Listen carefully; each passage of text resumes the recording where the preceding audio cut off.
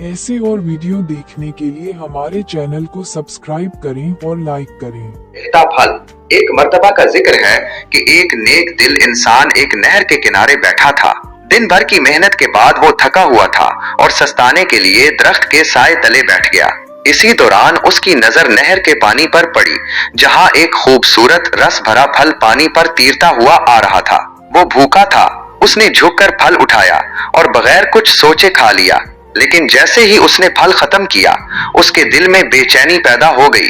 उसने सोचा, ये फल मेरा नहीं था, ना मैंने उसे खरीदा, ना तोड़ा और ना ही उसके मालिक से इजाजत ली।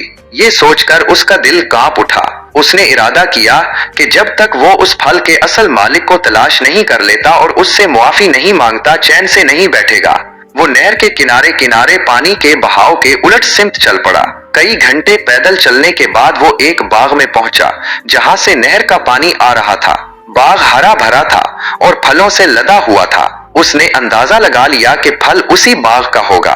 वो बाग के मालिक के पास गया और सारा वाकया सच सच बयान कर दिया। आजिज़ी से माफी मांगी और कहा कि जो भी तावान या सजा हो वो कबूल करेगा।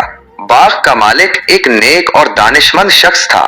उसने आदमी की ईमानदारी और तौबा देखकर कहा, मैं तुम्हें मुआफ कर सकता हूँ, लेकिन एक शर्त पर। आदमी ने फौरन कहा, मुझे हर शर्त मंजूर है। मालिक ने कहा, मेरी एक बेटी है, वो आंधी भी है, लंगड़ी भी है, बहरी भी है और गूंगी भी। अगर तुम उससे शादी करने पर राजी हो तो मैं तुम्हें माफ कर दूंगा।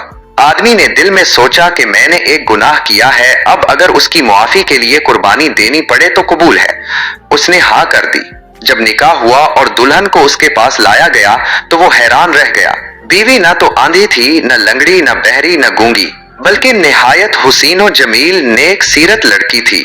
उसने हैरत से पूछा, मुझे तो बताया गया था कि वो आंधी, बहरी, गूंगी और लंगड़ी है। बाग के मालिक ने मुस्कुराकर कहा, मेरी बेटी की आंखों ने कभी हराम चीज नहीं देखी, जुबान ने कभी गलत बात नहीं कही, कानों ने कभी गुनाह की बात नहीं सुनी और पांव ने कभी गुनाह की जगह का सफर नहीं किया।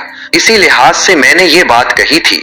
ये वही सच्चाई और अल्लाह पर भरोसे का इनाम था जो एक मामूली फल खाने पर निदामत और तौबा की वजह से मिला था।